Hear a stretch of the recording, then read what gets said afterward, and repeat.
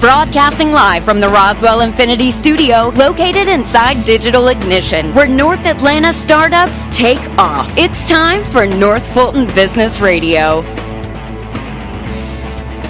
And hello again, everyone. Welcome to another edition of North Fulton Business Radio. I'm John Ray, your host. It's a great day to be in Alpharetta. It's springtime, and we've got a great guest, Jason Moccia, who's the CEO of OneSpring. And we'll turn to Jason in a second. He's got a lot of interesting information to share with us about the great work he's doing at OneSpring. But before we get to Jason, I want to remind our listeners that Digital Ignition, where we have our studio, is the ultimate place for entrepreneurs to work, innovate, learn, establish, and grow their companies. And listen to Business Radio X, by the way. Nestled within a 45,000 square foot building is an open floor plan with co-working office space, dedicated desk, private offices, meeting rooms, event space, a classroom, and a fantastic break room with outdoor patio and all the fresh ground coffee you can drink.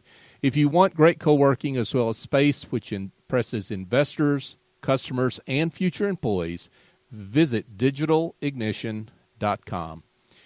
Now we turn to Jason Moccia, and Jason is the CEO of OneSpring. Jason, welcome. Hey, John. Great to be here. Great to have you here.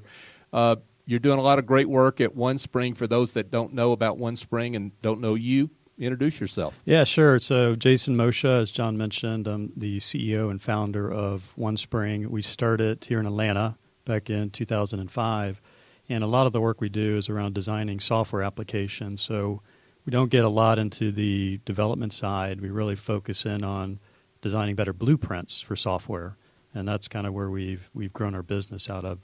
And we've been doing it, like I said, since 2005 in the commercial and the federal space. So we've kind of been one of those companies that have made the leap to be able to work in the federal space and figure out how to operate there. So it's been an interesting journey. Now, for those that aren't software designers, talk about the difference between doing the blueprint, you said, right, and actual design. What does that mean? Well, let me go back kind of to the beginning, if I can. So Sure. When I started the company, I was doing requirements for software. It was actually a role called a business analyst, and I did that right out of school back in the mid-'90s, and figured out a better way to actually design software. And the traditional way is textual-based. So if the easiest analogy is thinking about maybe a house you want to build for yourself. Would you define the blueprints for that house in text, or would you use graphics and visuals to define the specs for that house? So software traditionally has been textual-based definition. So how does a software need to function? What does a user do when they go there? Just imagine writing all of that out and then having a developer read that and try to develop from that. That's how it used to be done. Now, a lot of companies actually prototype and use design to tell a story, to actually show consumers and users what the application and software should look like, how it should function. So in 2004, I met my business partner. He's more on the user experience side, which is somebody who designs and can really lay out an interface for different types of applications. And we joined together and actually started OneSpring and really instilled a better way to define the requirements, and that was through design. So that's really what you're getting at when you're talking about human-centered design. Right. Yeah. So human-centered design is kind of the core discipline that we instill in everything we do. And it's really about putting the users at the center of the problem.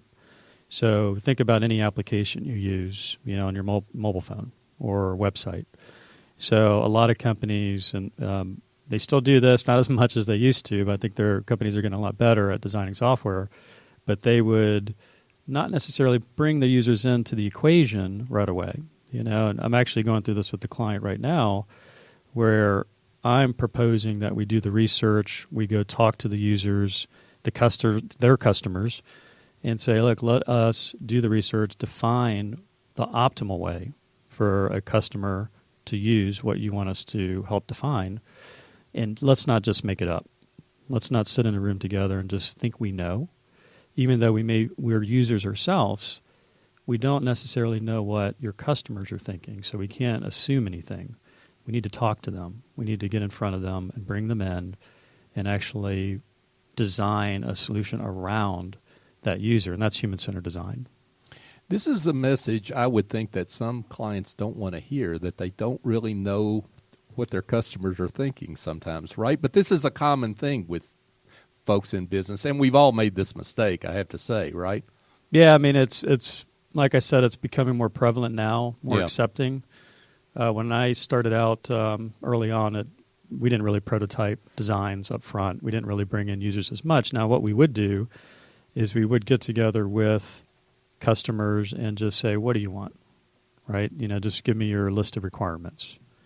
So we would write those out in text. Okay, you want to have the ability to log in? Yes. Ability to register, do something, buy something, right? So the issue with that is customers don't always know what they want. You typically have to show users, here's what we think it should be based on what you told us. What do you think? Right? And we've all heard of focus groups and things like that where you actually bring customers in and ask them, but now we're actually showing them through design. So we'll create a prototype and we'll let them click through that prototype before we even start actual development. The main reason for that is not only getting a better product at the end of the day, but it's also reducing the development cost overall. Sure. A lot fewer mistakes to correct later, I suppose. Yeah, that's the primary advantage is you're trying to reduce rework. So most of the money in software development is spent on the development side. It's not the design side and the requirements side. Typically, that's about 20% of a project, let's say, just doing the design and requirements, what do you want type of questions. The rest is development and testing. So where a lot of the costs get out of control, and we've all been there where projects have gone over budget, they've gone on too long, and so forth, is the rework side. So you design, you do some requirements, you pass it over the wall, development team builds it, then they finally show the client. Well, now you have something that's built that you have to change.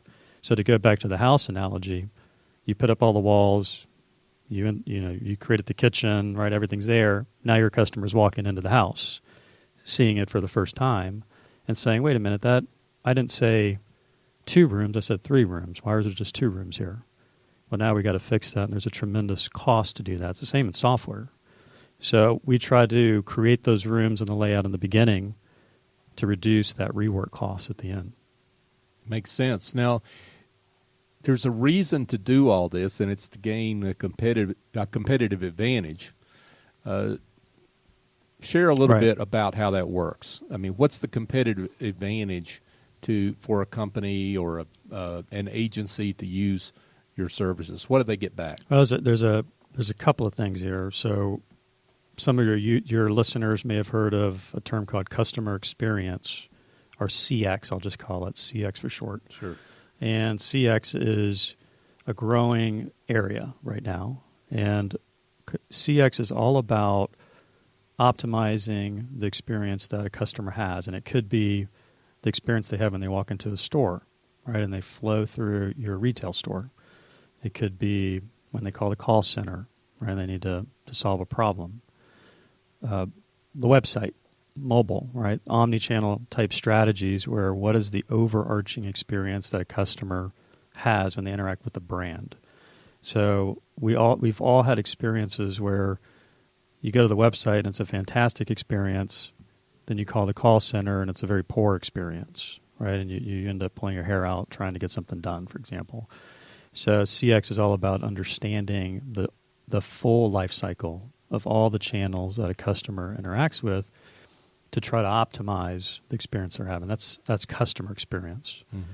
So, the advantage to a company getting that right, there's statistics out there that are very specific around revenue growth and potential for companies that are doing CX well and companies that are doing it very poorly, the laggards, basically.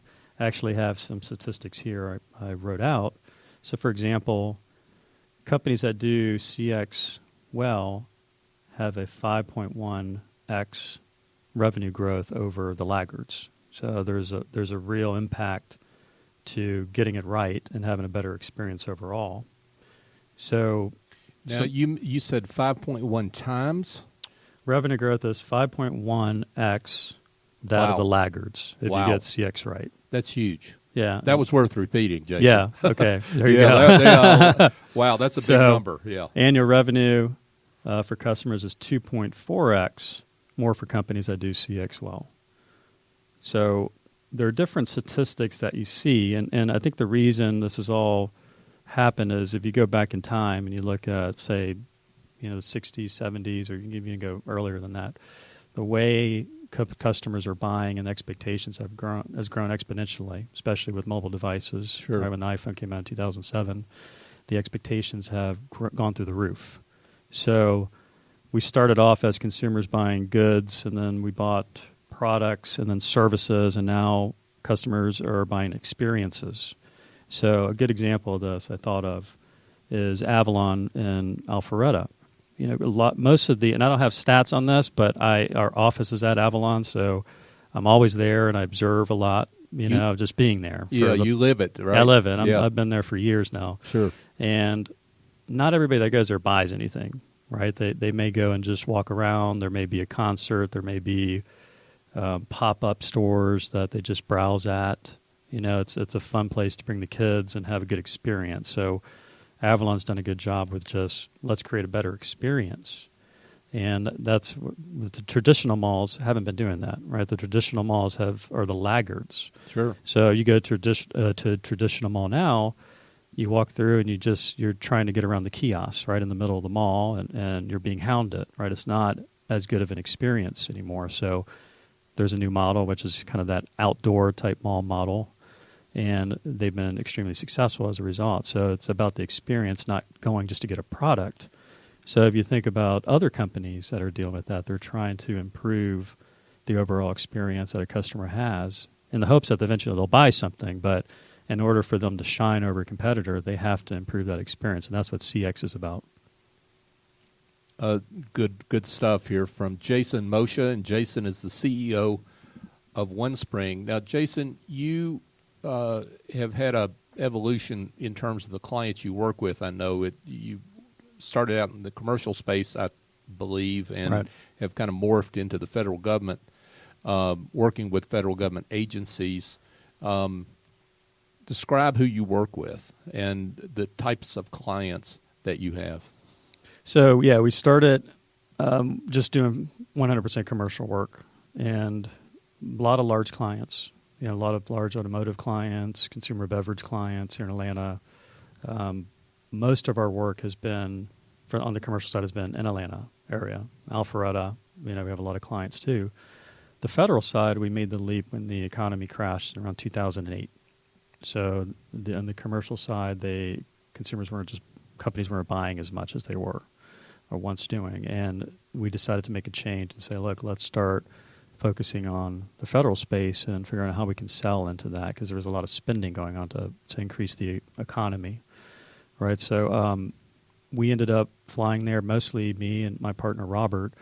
We would go every other week, for a year solid, just spend a lot of time in D.C., and it took us about a year to get our first project, and that was with Immigrations and Customs Enforcement, so Homeland Security. Mm-hmm. A very large project. In fact, they were spending $40 million a year on a mainframe system just to maintain it. So our goal was to modernize that mainframe and to come up with better specifications and designs for it. And we spent a year, probably a year and a half almost, working on that project, just doing the designs for it.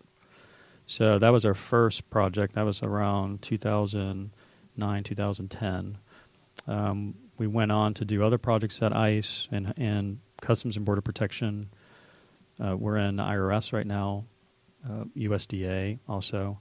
So we've been around at different agencies doing work, and we're about 50% federal now and 50% commercial.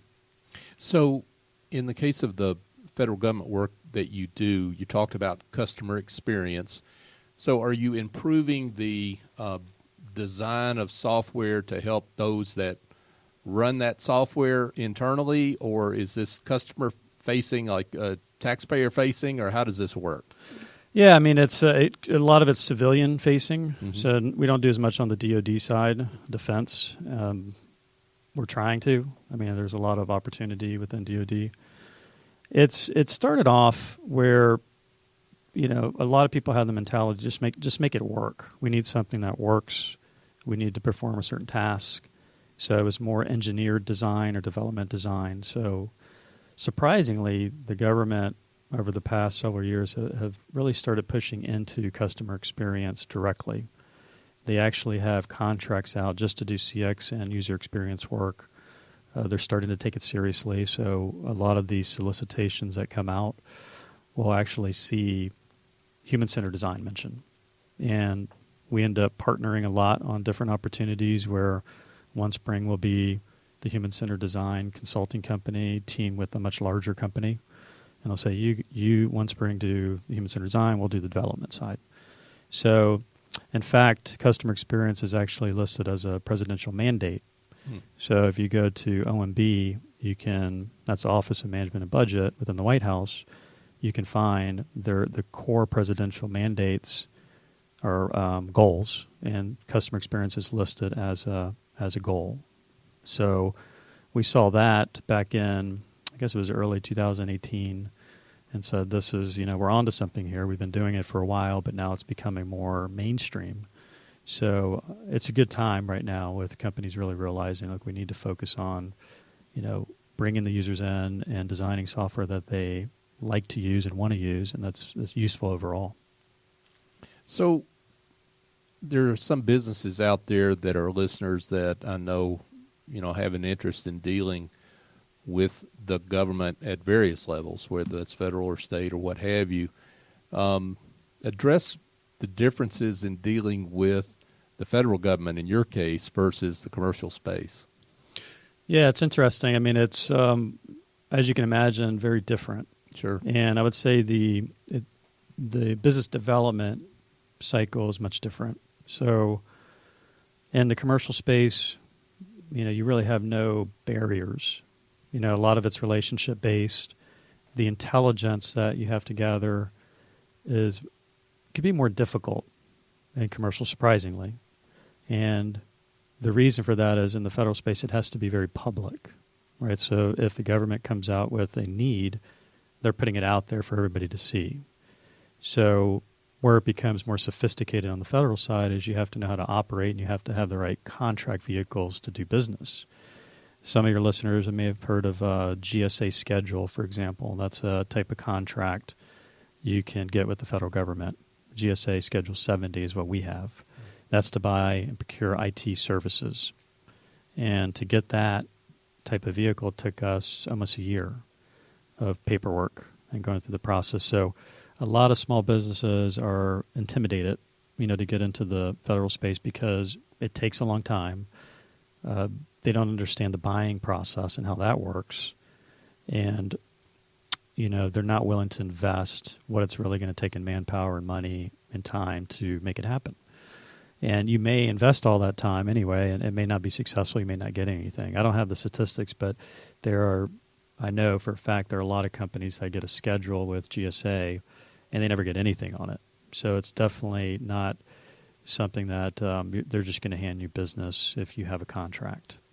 So there are some things we've gone after where it takes weeks and weeks of work, hard work, to try to get the contract. You get it, and you may not make anything on it at all. You have the contract, but until they issue a task order and say, I actually have money, I want you to do something now, you're not going to make any money from that. So there is a patience thing here. There is a financial investment. There is knowledge that needs to be gained to be able to operate in the space.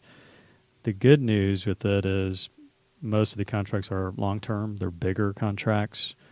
Once you get into agencies, you're typically there for a long time, as long as you're doing a good job. Sure, right? You got to of do a good job. So, and our Yeah. team does a phenomenal job. All of our teams do. So we've been at the IRS for many years, working on the same projects and new projects and so forth. So I like to balance it. Right now, I'm in this mode where I want to have commercial, I want to have federal, I want to have a nice blend of business from both sides, just because I know how to operate in both industries. For sure. Jason Moccia, he's the CEO of OneSpring. So here's your chance to brag a little bit, Jason, and talk a little bit about maybe one or two success stories of customers that you've transformed in the work you do. Well, there's one right now. I won't mention their name per se, but they're a large company here in Atlanta, and we're doing a lot of transformational type work for them, which is a lot of CX work, as I mentioned, the customer experience work. So it's really going out and understanding how do you create a journey and understand that journey for your customers through the life cycle of dealing with your brand.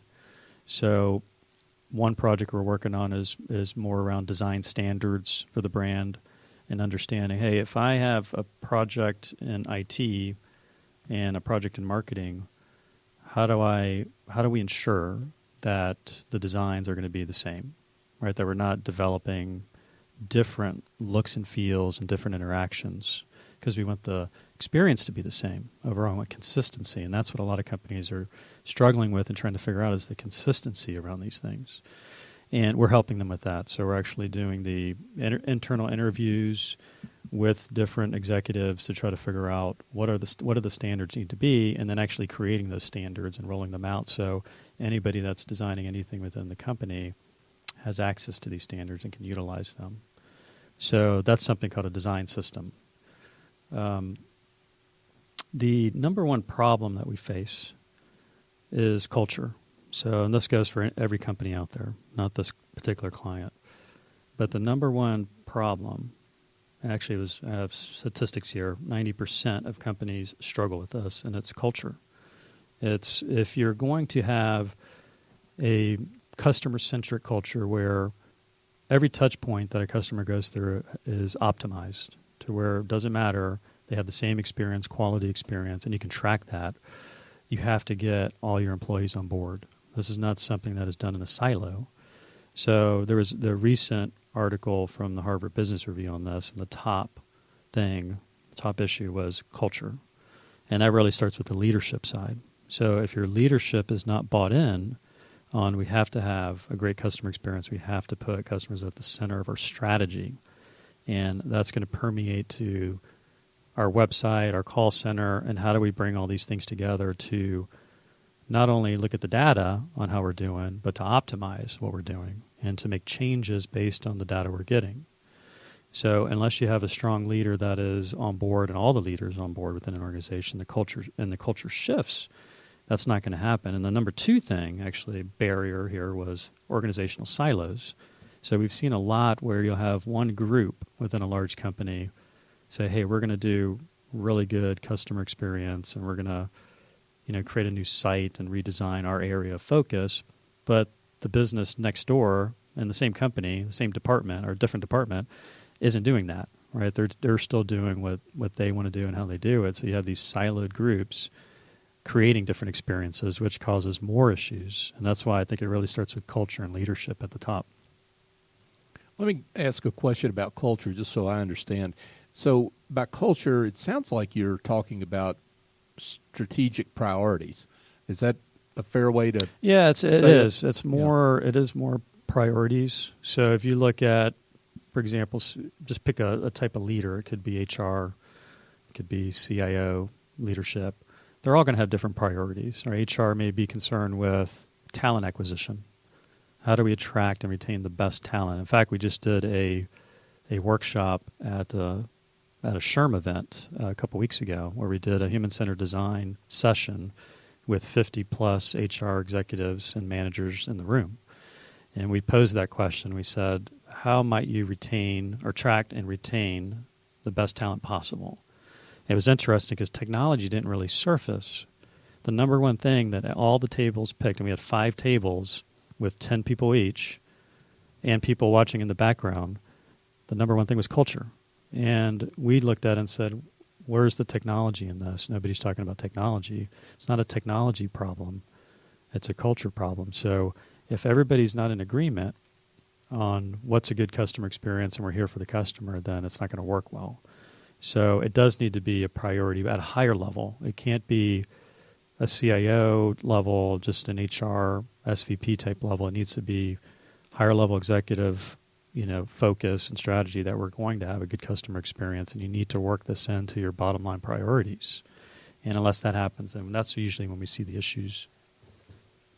Yeah. So, on that point, I'd have to send folks to your website, because one of the things I saw there was you've got 5 most common mistakes that lead to project failure, and one of those is actually something you were just talking about, which is expecting technology to be the silver bullet. So you have to have more than just great technology. Yeah, I can't tell you how many times we come across this problem where people lead with technology, and I understand why that is. It's an easier solution, right? You can see the technology, you can put your hands on it, play with it, right, and interact with it. So it's very easy when you're comparing things to look at, well, let me look at this vendor's technology, and I'll look at vendor A and B and compare them and decide which one is the best solution. And what they don't do in a lot of cases, they don't put the customer in the front of that and say, let's focus on them first, and the technology's there nowadays. Now, if you were to go back 10, 15 years ago, you didn't have as many choices. Now you have a plethora of choices out there. I mean, if you're looking for a CRM system, you're looking for a case management system, a website, you have things like WordPress and Drupal and different things you can utilize. So we're big advocates of, look, the technology's there. We can find a technology, I'm sure, to meet the needs. You need to focus on what the problem is first.